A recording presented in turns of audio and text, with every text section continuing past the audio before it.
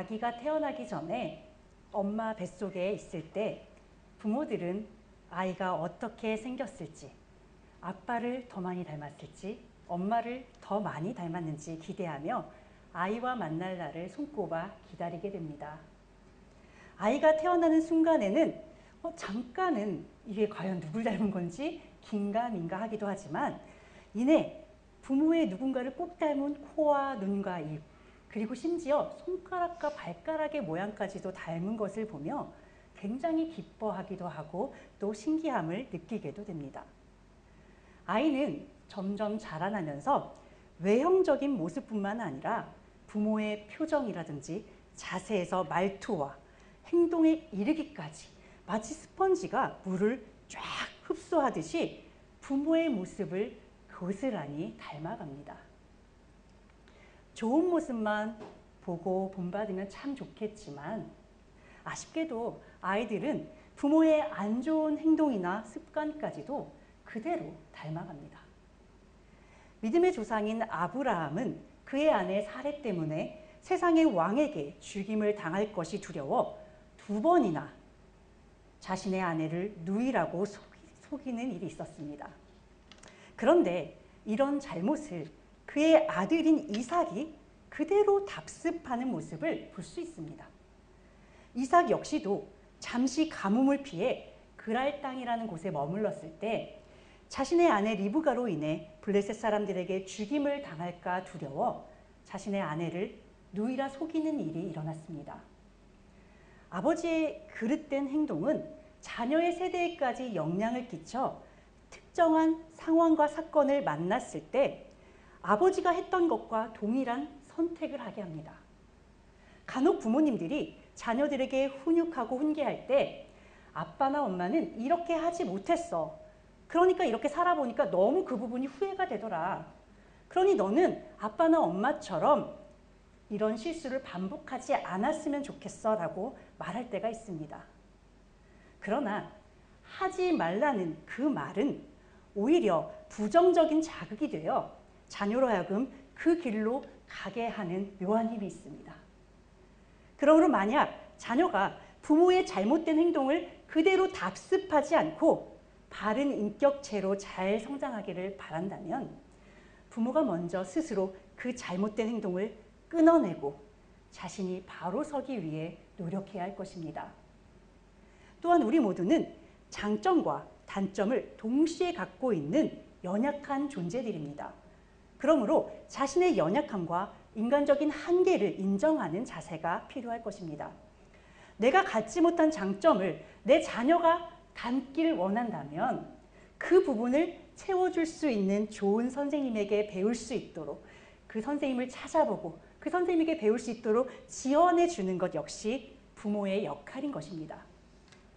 그러나 이 모든 것들보다도 그 무엇보다 완전하신 하나님을 우리의 아버지로 모시고 자녀의 인생을 하나님께서 온전히 이끌어 가실 수 있도록 말씀과 기도로 자녀를 양육하여 그 누구보다도 하나님의 성품을 닮은 아이로 성장할 수 있도록 돕는 것이 부모가 할 수 있는 최선의 지원일 것입니다.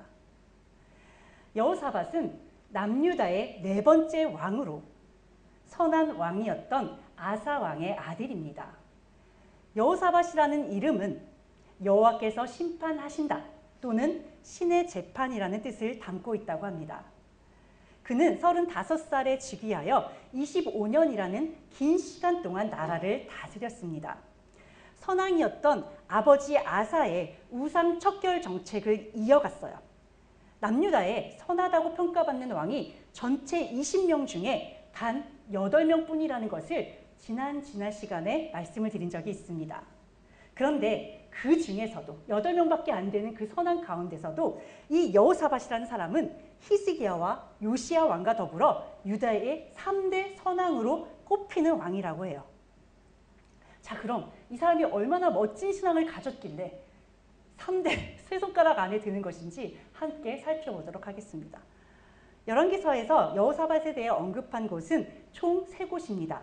지난 시간에 우리가 배웠던 아합 왕과 함께 길르앗 라못에 가서 전투를 치를 때, 그때가 첫 번째이고요. 두 번째는 오늘 본문의 말씀입니다. 10개의 절에 걸쳐서 그의 생애에 대해서 기술하고 있습니다. 그리고 마지막은 열왕기하 3장의 말씀입니다. 북이스라엘 왕인 여호람과 함께 모압을 상대로 전쟁을 하는 내용이 그에 대한 열왕기서의 기술 내용입니다. 그러나 우리는 역대하에서 17장에서 20장에 이르기까지 장장 4장에 걸쳐서 그 사건마다 하나님께서 그를 어떻게 보고 계신지에 대해서 자세하게 볼 수 있습니다. 그래서 오늘은 이 3가지 사건들을 중심으로 열왕기서에 나온 내용을 중심으로 하되 역대하에서 좀 그 내용들을 어떻게 관점을 봐야 될지를 좀 보충해서 설명하는 방식으로 설교를 진행하고자 합니다. 먼저 아합 왕을 도와 아람을 상대로 전쟁을 나가는 모습을 보면 그가 하나님을 굉장히 경외하는 사람이라는 것을 알 수 있습니다. 그는 전쟁에 나가기에 앞서 하나님의 뜻을 구하기 위해 선지자에게 물었는데, 이렇게 묻는다는 것은 그가 전쟁이라는 것이 하나님께 속한 것이라는 믿음이 있다는 증거입니다. 그리고 400명의 선지자가 한결같이 이 전쟁에서 승리할 것이니 자신 있게 그 전쟁에 나가라고 하나님의 말씀을 전할 때 여호사밧은 진실된 말씀을 전해줄 선지자가 없는지 한 번 더 찾는, 그렇게 확인을 할 정도로 하나님의 뜻을 정확하게 알기 위해 노력하는 그런 왕이었습니다. 그러나 악한 아합 왕과 동맹을 맺고 전쟁에 참여하는 그 자체가 하나님이 보시기에는 악한 행동이었으므로 그는 이 전쟁에서 죽을 위기에 처하게 됩니다. 그토록 하나님을 경외하며 하나님의 뜻을 구하기 위해서 애썼던 여호사밧이 미가야 선지자에게 아합이 죽을 것이라는 예언을 분명히 들었잖아요. 같이 들었습니다. 아합 왕과 함께. 그럼에도 불구하고 아합 대신에 자신이 왕의 분장을 하고 전쟁터로 나아간 이 행동은 잘 이해가 되지 않습니다. 굳이 악한 아합 왕과 또 더 악한 이세벨의 딸을 며느리로 맞아 아합과 동맹 관계를 유지하고 굳이 죽을 자리라는 것을 알면서도 아합 왕으로 변장을 하고 전쟁에 참여하는 그의 모습은 일반적이지 않죠. 상식적이지 않습니다. 너무 이상합니다. 도대체 이 사람이 하나님을 그토록 경외하며 하나님의 뜻을 구했던 그 여호사밧이 맞는지, 과연 그가 하나님께 인정받은 선한 왕이 맞는지 의심스러울 정도입니다. 그런데 이런 여호사밧의 모습에서 우리는 소위 믿음이 좋다고 하는 사람들의 치명적인 약점을 엿볼 수 있습니다. 우리는 은연중에 우리가 생각하기에, 우리가 보기에 와, 저 사람은 정말 믿음이 좋다라고 생각되는 사람은 세상의 어려움을 당하지 않을 것이라는 생각을 합니다. 그가 가진 믿음의 크기를 그가 이 세상에서 누리는 복의 크기와 동일하게 생각할 때가 참 많아요. 믿음이 큰 사람이니 세상의 유혹을 아무리 받아도 그는 그걸 쉽게 이길 수 있을 거야. 이런 생각들을 우리는 아주 자연스럽게 하고 있다는 것입니다. 그렇다면 여러분께 한번 묻겠습니다. 만약에 여러분께서 새벽 기도에 다녀오다가 교통사고를 당한 목사님이나 성도들에 대한 그 소식을 뉴스로 접했을 때 여러분에게 가장 먼저 떠오르는 생각은 무엇입니까? 믿음이 아주 좋은 성도의 자녀가 세상에서 잘 풀리지 않거나 힘든 일을 당한다면 여러분들은 그 가정을 보시며 어떤 생각을 가장 먼저 하십니까? 아, 저 사람은 겉으로 볼 때는 믿음이 좋은 것처럼 보였지만 하나님 앞에 뭔가 벌을 받을 만한 행동을 한 게 아닐까? 라는 생각을 하지 않으십니까? 또는 하나님이 어떻게 저렇게 믿음이 좋은 사람에게 세상적인 어려움을 줄 수 있느냐는 그런 생각을 하지는 않으십니까? 만약 이런 생각들이 내 안에 가장 먼저 떠올랐다면 우리는 하나님을 오해해도 한참을 오해하고 있는 것입니다. 왜? 하나님은 이미 우리에게 필요한 것을 모두 다 아세요. 그래서 그 모든 것들을 함께 주셨습니다. 아, 또 물음표가 딱 떠올라요. 받은 게 별로 없는 것 같은데요. 자, 잘 들어보세요. 예수 그리스도의 십자가 사건을 통해 우리에게 세상에서 그 누구도 해결해 줄 수 없는 영혼 구원의 문제를 해결해 주셨습니다. 그 그 영혼 구원이라는 그 패키지 안에 이 사람이 영혼 구원을 위해서 하나님께 딱 하나님 품에 딱 안길 때까지 그에게 필요한 것들을 이미 모두 이 안에 담아서 주셨어요. 우리의 믿음은 이미 주신 영원한 생명이 우리 안에 있다라는 그 사실을 확신하는 상태입니다. 우리의 믿음의 크기에 따라 세상에서 필요한 복을 받는 것이 아닙니다. 정확하게 말씀을 드릴게요. 우리의 믿음과 하나님께서 주시는 세상의 복의 크기는 아무 상관이 없습니다. 만약 하나님 앞에 충성된 모습으로 살아가고 있음에도 불구하고 우리에게 고난의 시간이 허락된다면 그것은 우리가 더 큰 믿음으로 성장하기를 바라는 하나님의 아주 특별한 사랑입니다. 그러므로 믿음이 있으니까 당연히 세상에서 어려움을 받지 않을 것이라든지 세상의 축복을 받는 것이 지극히 당연하다는 생각을 갖는 것은 하나님의 뜻과 맞지 않는 생각입니다. 여호사밧은 다윗과 같이 정직한 마음으로 하나님을 섬겼습니다. 그는 우상들과 산당들을 제거하기 위해 굉장히 노력한 사람입니다. 그런 여호사밧을 하나님도 너무 사랑하시는 거예요. 하나님의 마음에 합한 자이거든요. 그래서 그와 늘 함께 해주셨습니다. 하나님께서 여호사밧을 통해 그의 나라를 견고하게 하셨기 때문에 유다의 백성들은 여호사밧에게 충성하였습니다. 그래서 그에게 자신들이 가지고 있는 예물을 기꺼이 바쳤어요. 그래서 그는 부귀와 영화를 누리는 왕이 될 수 있었습니다.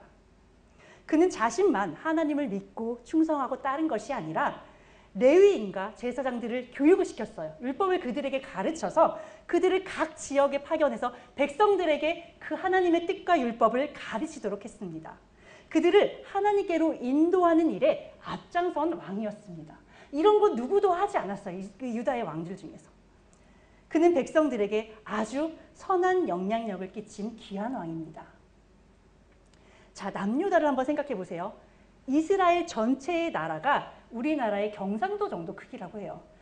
남한도 사실 그렇게 큰 나라는 아니잖아요. 그런데 거기에 5분의 1 정도가 이스라엘 그 국가의 크기예요. 그런데 그 중에서도 10개의 지파를 빼앗기고 단 2개의 지파로만 구성된 이 남유다라는 땅이 얼마나 작고 초라한 연약한 땅이겠습니까? 그런 나라인데 이들과 함께 하나님이 함께 해주셨다는 그 한 가지 이유만으로 그 나라는 견고하고 강한 나라로 성장할 수 있었습니다. 이렇게 남유다 왕국이 성장할 수 있었던 이유는 하나님께서 주변 나라에게 두려움을 주시는 거예요. 그래서 남유다를 공격하지 못하도록 막으셨기 때문에 가능한 것이었습니다. 하나님의 철저한 보호 아래 여호사밧의 나라는 점점 강성해져 갔고 주변 나라의 조공을 받던 다윗과 솔로몬의 시대에 그 영광을 회복하게 되었습니다. 역대하 18장 1절 여호사밧이 부귀와 영광을 크게 떨쳤고 아합 가문과 혼인함으로 인척 관계를 맺었더라. 여호사밧이 악한 아합 가문과 혼인하며 동맹 관계를 맺은 것은 다름 아닌 하나님께서 큰 축복을 내리신 이유였습니다. 아합 가문과의 정략 결혼을 통해 그는 분열된 북왕국과 남왕국의 적대적 관계를 청산하고 평화의 시간을 맞이하는 데 일조했습니다. 같은 민족을 적대하고 소모적인 전쟁을 하는 것은 하나님의 뜻이 아닌 것이 맞습니다. 그래서 피해야 되는 것은 맞아요. 그러나 그 방법이 악한 아합 왕과 그의 딸과 자신의 아들을 혼인시켜서 동맹관계를 맺는 그 한 가지 방법만 있는 것은 아닙니다. 앞서 남유다의 왕 르호보암을 기억하실 거예요. 그가 여로보암과 전쟁을 준비할 때 하나님께서 그를 막으셨죠. 그것처럼 하나님께서는 얼마든지 하나님의 방법으로 원치 않는 전쟁을 막아주십니다. 그러므로 여호사밧이 굳이 악한 아합과 정략 결혼을 맺어 평화를 유지하지 않더라도 북이스라엘과 화평할 수 있는 방법은 얼마든지 있었을 것입니다. 이와 관련하여 성경은 그가 악한 아합 왕과 이렇게 연합한 이유를 정확하게 왜 그랬는지 밝히고 있지는 않습니다. 그래서 이에 대해서 몇 가지 추측을 할 수 있어요. 당시 정치적인 상황을 고려했을 때 언제든지 아람이라는 국가가 북이스라엘과 남유다를 침략할 수 있었던 상황이었습니다. 그래서 이 전쟁을 대비하기 위해서 전략적으로 아합과 연합하는 선택을 했을 수 있습니다. 그런데 하나님의 뜻을 구하고 따르는 것을 너무나도 중요하게 여겼던 그의 그동안의 행적들을 감안해 보았을 때 그가 이런 선택을 할 수 있었던 데에는 또 다른 이유가 있지 않았을까 생각해 볼 수 있습니다. 그는 하나님 앞에 충성하여 세상적인 복을 받고 있는 자신은 어떤 상황이 오더라도 자신의 믿음을 지킬 수 있을 것이라는 생각을 갖고 있었습니다. 그래서 아무 거리낌 없이 악한 아합 왕과 함께 했을 가능성이 있습니다. 바로 이런 마음이 소위 자타공인, 믿음이 좋다는 사람들이 저지르기 쉬운 결정적인 실수 중에 하나입니다. 자신의 믿음을 너무나도 신뢰한 나머지 나는 어떤 상황에서도 어떤 악한 자들이 나와 함께 있어도 나는 믿음을 지키고 넘어지지 않을 수 있어. 이렇게 확신하고 자신하는 거예요. 그러나 이런 생각은 영적으로 아주 교만한 생각입니다. 하나님 앞에 죄가 될 수 있는 생각이기 때문에 주의해야 합니다. 예전에 어떤 분이 이런 말을 하는 것을 들은 적이 있어요. 자신이 믿음을 지키기 위해 주변에서 많은 공격을 당하고 조롱도 당하고 핍박을 당했다는 것입니다. 그런데 그럼에도 불구하고 자신이 끝까지 믿음을 지켰대요. 그리고 자신을 조롱하고 핍박하던 그 사람들, 주변 사람들까지도 모두 하나님 앞으로 이끌 수 있었다고 합니다. 그분 덕에 하나님을 만난 주변 사람들이 그분의 믿음을 인정해주고 높여주었을 때 자신의 마음속에 자연스럽게 한 가지 생각이 떠오르더랍니다. 그것은 내가 하나님 앞에 이만큼 충성했고 끝까지 믿음을 지켰으니까 하나님께서 앞으로의 내 삶을 잘 풀어주시는 것이 당연해. 나의 자녀가 멋진 모습으로 성장하는 것은 너무나도 당연한 거야. 내 자녀는 고통을 당해서는 안 돼. 라는 그런 생각이 머릿속에 들더라는 것입니다. 어때요? 인간적인 마음으로 누구나 이런 생각 할 수 있지 않습니까? 그런데 하나님은 그런 그분의 마음을 교만하다고 책망하셨다고 합니다. 그리고 그분은 다행히도 즉시 하나님 앞에 회개하셨다고 해요.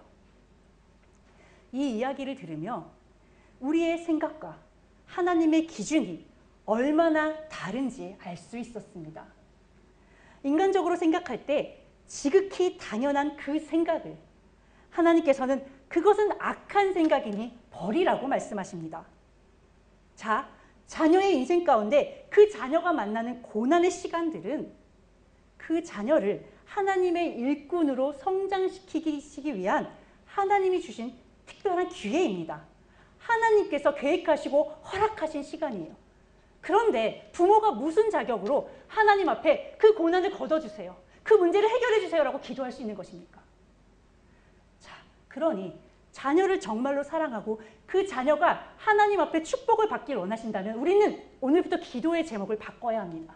내 자녀가 고난을 당하지 않게 해주세요, 문제를 당하지 않게 해주세요가 아니라 하나님께서 허락하신 그 고난을 통해서 하나님의 뜻을 발견하게 해주세요. 참 하나님을 만나게 해주세요. 흔들리지 않는 귀한 신앙을 갖게 해주세요. 이렇게 기도하셔야 합니다. 자, 그리고 혹시라도 나는 믿음이 있다라고 스스로 생각하는 분들이 계시다면 정말 지금 이 자리에 내가 하나님 앞에 바로 서 있는 것이 맞는지 꼭 돌아보시길 바랍니다. 지금 내가 딱 생각하고 있는 이 생각들, 나의 이 마음을 하나님 앞에 그대로 꺼내서 헌금으로 드릴 수 있는지를 한번 생각해 보세요. 이걸 하나님께서 너무 이쁘다 하면서 열매로 기쁘게 받으실 수 있는 마음인지를 한번 생각해 보신다면 지금 나의 이 믿음의 상태가 내가 지금까지 인정하고 스스로 받아들였던 것 그만큼 그렇게 굉장한 믿음은 아니라는 것을 알 수 있을 것입니다. 이렇게 해야만 우리는 여호사밧과 같이 하나님이 축복하시는 그 순간에 하나님의 뜻과 어긋나는 선택을 하는 어리석은 교만한 행동을 하지 않을 수 있습니다. 여호사밧은 길르앗 라못을 탈환하는 전쟁을 나가면 아합 왕이 죽게 될 것이라는 예언을 들었습니다. 그럼에도 불구하고 그는 아합 왕으로 스스로 분장을 하고 전쟁터로 나가는 어처구니 없는 일을 저질렀습니다. 이런 그의 선택은 영적 자만심으로밖에 설명할 수 없는 행동입니다. 하나님 앞에 믿음이 있는 나는 하나님께서 절대로 죽게 하지 않으실 거야 라는 생각을 하고 나가는 거예요. 그런데 이것은 잘못된 신앙이라는 것이에요. 이게 믿음이 아닙니다. 그래서 그는 이 사건으로 아람 군대의 공격을 받아 정말로 죽을 위기에 처했습니다. 이때 그는 하나님께 간절히 부르짖었고 결과적으로 볼 때는 하나님의 보호하심을 입어서 그는 기적적으로 생명을 부지할 수 있었습니다. 여기서 착각하시면 안 돼요. 그래, 결국은 하나님께서 구해주셨잖아. 그럼 여호사밧이 큰 신앙을 드러낸 게 맞는 거 아니야? 라고 하실 수 있어요. 하지만 그렇지 않습니다. 그는 이 일 때문에 선견자 예후로부터 왕이 악한 자를 돕고 여호와를 미워하는 자들을 사랑하는 것이 옳으냐는 책망을 받습니다. 그리고 그렇게 했기 때문에 하나님께로부터 진노하심이 왕에게 임할 것이라는 책망과 심판의 말씀을 받게 됩니다. 아시겠어요? 이걸 잘 분별하셔야 돼요. 믿음의 행위처럼 보이지만 절대 믿음의 행위가 아니라는 것입니다. 하나님이 아주 싫어하는 행위예요. 이 사건 이후 모압 자손과 암몬 자손들 또 마온 사람들이 함께 연합하여 남유다를 공격하는 사건이 일어나게 됩니다. 여호사밧은 적군이 큰 무리를 이루어 자신을 치러 왔는데 하사 손다말 즉 엔게디라는 지역에 머물러 있다는 소식을 듣게 되었습니다. 지도를 보시면 이미 사해 그 바다를 건너서 이 적군이 유다 땅에 침범해 와 있는 거예요. 예루살렘과 불과 50km 떨어진 그곳입니다.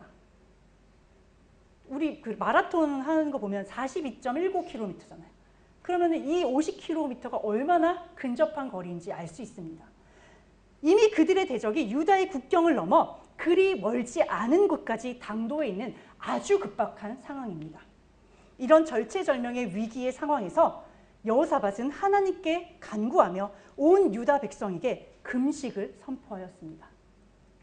유다 백성들은 여호사밧의 요청에 따라 하나님의 도우심을 구하며 왕과 함께 간구했다고 합니다. 이것도 너무 멋지지 않습니까? 바로 눈앞에 적이 왔는데 왕이 함께 금식하자, 기도하자, 하나님께 간구하자 했다고 백성들이 그 말을 듣는다고요?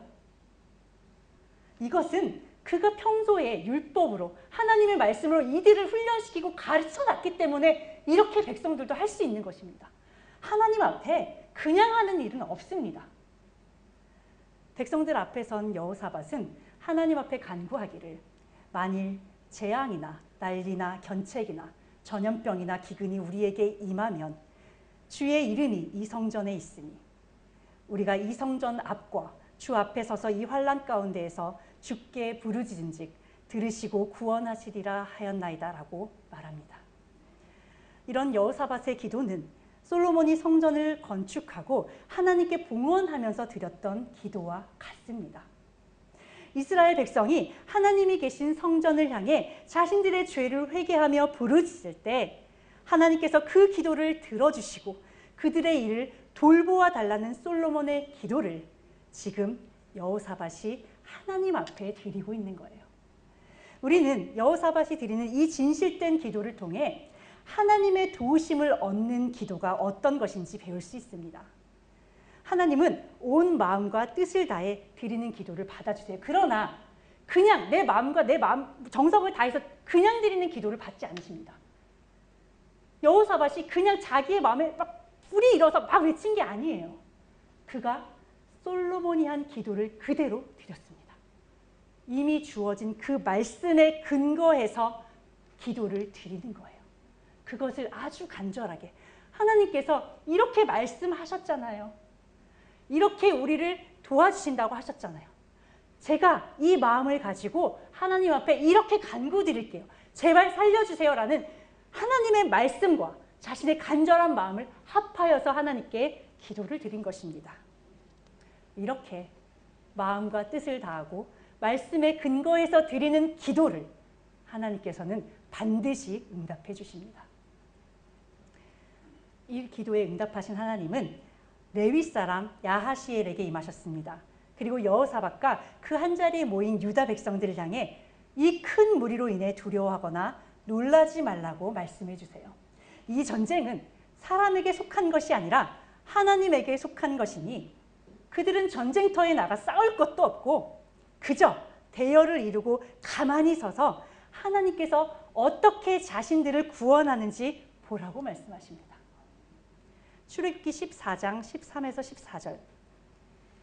모세가 백성에게 이르되 너희는 두려워하지 말고 가만히 서서 여호와께서 오늘 너희를 위하여 행하시는 구원을 보라. 여호와께서 너희를 위하여 싸우시리니 너희는 가만히 있을지니라. 이스라엘 백성이 출애굽하자마자 홍해 바다를 맞닥뜨렸을 때 뒤에서는 애굽 군사가 그들을 향해 진격해 오고 있는 상황이었습니다. 이럴 수도 없고 저럴 수도 없는 그런 급박한 상황 가운데 이스라엘 백성들은 하나님 앞에 부르짖기도 하고 모세를 향해 원망을 하기도 했습니다. 그때 모세가 백성들을 향해 하나님의 말씀을 대언한 것이 방금 읽은 이 말씀입니다. 정말 놀랍지 않으십니까? 하나님은 출애굽한 백성들에게 홍해의 기적을 베푸시면서 하셨던 그 말씀을 지금 하나님 앞에 부르짖고 있는 여호사밧과 유다의 백성들에게 동일하게 하고 계십니다. 여호사밧과 이스라엘 백성들이 할 일은 하나님의 말씀을 온전히 믿고 하나님의 말씀대로 행하는 것뿐입니다. 여호사밧과 백성들은 하나님 앞에 경배하고 하나님의 말씀하신 그대로 대열을 갖추어 그들의 대적 앞에 섰습니다. 여호사밧은 백성들에게 다시 한번 하나님의 말씀을 상기시키고 하나님을 온전히 신뢰할 것을 당부하였습니다. 그리고 백성들과 의논하여 찬양대에게 거룩한 예복을 입히고 군대 앞에 행진하며 하나님께 감사 찬송을 부르도록 하였습니다. 아무리 예언을 통해 하나님의 도우심이 있을 것을 안다 하더라도 찬양대를 군대 앞에 세운다는 것은 결코 쉬운 일이 아닙니다. 그만큼 여호사밧이 하나님의 도우심을 확신하며 하나님을 온전히 신뢰하고 의지하는 신앙을 가졌기 때문에 이렇게 할 수 있었던 것입니다. 그는 이미 하나님께서 승리를 주실 것이 아니라 주신 것을 믿었습니다. 그렇기 때문에 그는 하나님께 경배와 감사 찬송을 드리는데 최선을 다한 것입니다. 그리고 이런 그의 행동 자체가 그가 어떤 신앙을 가졌는지를 보여주는 증거가 됩니다. 찬양대의 찬송이 시작됐을 때 하나님이 복병을 두어 유다를 치러 온 연합군이 서로 공격하고 그들이 서로를 죽이는 역사가 일어났습니다. 유다 백성들은 멀리서 이 하나님이 하시는 것을 보면서 자신들의 대적이 모두 죽은 것을 확인한 뒤에 적군의 물건을 탈취하러 내려갔습니다. 그들이 취한 물건이 얼마나 많았던지 사흘 동안 거두어 들여야 했을 정도라고 합니다. 하나님께서 유다 백성을 위해 직접 싸워주신 이 전쟁의 소식은 주변 국가에게 널리 퍼졌고 이방 민족들로 하여금 하나님을 두려워하게 하는 계기가 되었습니다. 정말 재밌죠? 이들이 한 거는 부르짖은 것밖에 없어요. 그리고 가만히 서서 하나님의 역사를 쳐다본 것밖에 없습니다. 그런데 이들은 전쟁의 전리품을 가질 수 있었고 또 주변 사람들에게 자연스럽게 하나님을 증거할 수 있었던 것입니다. 이렇게 성도가 믿음으로 드리는 그 결단의 행위는 세상 사람들로 하여금 눈에 보이지 않는 하나님을 드러내는 믿음의 행위가 됩니다. 홍해의 기적을 경험하기 위해서는 굽이치는 파도를 향해 발을 내딛어야 합니다. 하나님이 직접 전쟁에 참여하시는 것을 보기 위해서는 그 전쟁의 자리에 대열을 갖추고 서 있어야 합니다. 자, 우리가 진흙 속에 금은 보화가 묻혀 있다는 얘기를 들었다고 생각해 보세요. 그럼 그 더러운 흙이 내 손에 묻는 것이 싫어서 거기 안 들어갑니까? 아니죠. 무슨 상관이에요. 내 온몸이 막 진흙으로 범벅이 돼도 그 보화를 캐기 위해서 우리는 그 진흙을 뒤질 것입니다. 자, 그렇다면 살아나는 기적을 경험하기 위해서는 죽을 자리로 나아가야 하지 않겠습니까? 그러니 하나님의 기적을 경험하고 싶으시다면 지금 경험하고 있는 그 최악의 상황 가운데 하나님께 간구하며 믿음의 걸음을 떼셔야 하는 것입니다. 지금까지 여호사밧의 행적을 보면 그는 하나님 앞에 믿음을 인정받고 세상적인 축복을 받았음에도 불구하고 교만한 마음으로 악한 자들과 함께 사귀었습니다. 그로 인해 그는 하나님의 책망을 받았어요.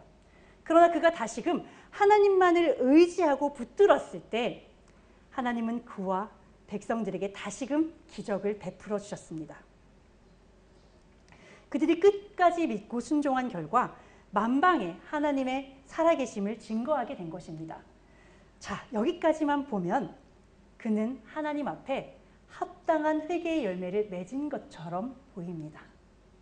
그러나 성경은 그에 대해 기록하기를 그가 아버지 아사의 길로 행하여 돌이켜 떠나지 않고 하나님 보시기에 정직하게 행했으나 산당은 철거하지 않아 백성이 여전히 마음을 정하여 그들이 조상들의 하나님께로 돌아오지는 않았다고 하고 있습니다. 또한 그는 아합 왕과의 연합으로 하나님께 책망을 받았음에도 불구하고 그 이후에 아합의 아들인 아하시야 왕과 또다시 교제하고 연합하는 동일한 잘못을 반복하는 모습을 보이기도 했습니다. 무엇보다 악한 아합 왕과 사돈관계를 맺고 아합과 이세벨의 딸인 아달랴를 며느리로 삼은 것은 그의 일생에 돌이킬 수 없는 큰 오점이자 실책입니다. 그로 인해 그 자신도 죽을 위기를 수차례 넘기며 하나님께 책망을 받기도 했지만 결국 그의 집안에 악의 고리가 끊어지지 못하고 반복되는 결과를 초래하고 말았습니다. 이런 모습을 보면 과연 그가 하나님 앞에 선한 왕이 맞는지 자꾸 우리는 헷갈리게 됩니다. 도대체 선한 기준이 무엇이냐는 것이죠. 그러나 그가 끝내 하나님 앞에 선한 왕으로 남을 수 있었던 이유는 반복되는 실수와 잘못에도 불구하고 하나님께서 끝까지 그에게 기회를 주셨기 때문입니다. 이후에 열왕기하 3장에 보면 북이스라엘의 여호람 왕과 여호사밧이 연합하여서 전쟁을 치르는 장면이 나옵니다. 이때 선지자 엘리사에게 하나님의 뜻이 무엇인지 묻는 장면이 또 나와요.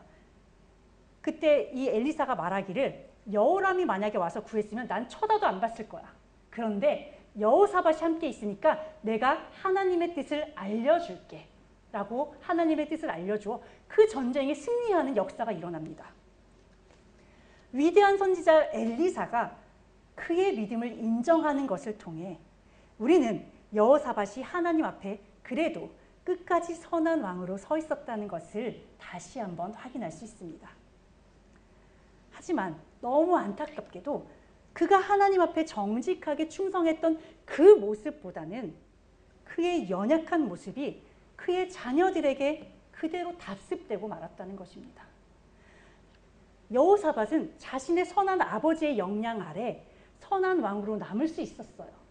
그러나 그의 아들들은 선한 아버지의 영향을 받지 못하고 악행을 저질렀다는 것입니다. 선한 것보다 악한 것이 더 영향력이 크다는 것은 그 자체로 인간이 악하다는 증거입니다. 하나님과 같아지고자 하는 마음으로 하나님께서 금지하신 선악과를 먹었던 아담의 후손인 우리는 절대로 선한 사람들이 아닙니다. 하나님께서 개입하시지 않은 인간 그 자체는 악한 존재로 이 땅에 버려질 수밖에 없는 사람들입니다. 그러므로 절대 자신을 신뢰해서는 안 되는 것입니다. 지금 여러분은 모두 세상보다는 말씀을 선택하셨기 때문에 지금 이 자리에 계신 것이에요. 하나님 앞에 믿음을 지키기 위해 날마다 말씀으로 삶을 살아내기 위해 아주 많이 노력하고 계시다는 것 역시 잘 알고 있습니다. 그러나 여러분의 그 진실된 믿음이 여러분 자신을 향한 신뢰로 이어져서 하나님이 정해놓으신 그 경계마저 넘어가고 허무는 신앙이 되지 않기를 바랍니다. 우리의 육을 벗고 하나님을 만나는 그 날까지 절대로 방심하지 마시고 하나님의 선하심과 도우심의 역사가 끊임없이 내 안에 채워지도록 최선을 다해 믿음의 삶을 살아내시기를 바랍니다. 요한복음 8장 29절 나를 보내신 이가 나와 함께 하시도다. 나는 항상 그가 기뻐하시는 일을 행함으로 나를 혼자 두지 아니하셨느니라. 예수님께서도 친히 행동으로 하나님의 뜻을 준행하는 본을 보이셨습니다. 그리고 하나님께서 기뻐하시는 일을 행하는 것이 하나님과 동행하는 비결이라는 것을 몸소 보여주고 가셨어요. 전심으로 하나님의 뜻을 행하는 여러분과 하나님께서 항상 함께 하셔 여러분의 전 생애가 하나님의 축복으로만 가득하기를 소망합니다. 기도하고 마치겠습니다. 사랑과 은혜가 충만하신 하나님 아버지, 지난 1년 3개월이란 시간 동안 열왕기상의 말씀을 나누었습니다. 하나님께 기름 부음을 받은 왕들이 세워지고 패해지며 하나님의 축복을 받기도 하고 심판을 받기도 하는 모습을 보며 이 자리까지 왔습니다. 선한 왕이라 해도 하나님 보시기엔 그다지 선할 것이 없었음에도 불구하고 그 한 번의 충성을 기뻐 받으시며 끝까지 그를 도우시며 세우시는 하나님의 사랑을 경험하는 시간이었습니다. 도저히 살릴 가치가 없는 악한 왕임에도 불구하고 끝까지 그를 놓지 않으시고 살 기회를 주시는 하나님의 인내를 경험하는 시간이었습니다. 저희에게 열왕기상의 말씀을 통해 하나님의 사랑과 인내하심을 보게 하심은 저희로 하여금 하나님의 인내를 시험하는 자가 되지 않고 하나님의 사랑을 온전히 받아 누리기를 바라는 하나님의 크신 사랑임을 깨닫게 하여 주시옵소서. 오직 그 사랑에 감사하며 기쁜 찬양을 드리는 저희가 되게 하여 주시옵소서. 무더워지는 날씨와 시작되는 장마 가운데 성도들의 건강을 지켜보아 주시고 어두워져가는 세상 가운데 끝까지 믿음을 지켜낸 성도로 성장해 나가는 하루하루가 되게 하여 주시길 간절히 바라오며 우리의 유일한 생명의 길이신 예수 그리스도의 이름으로 기도드립니다. 아멘.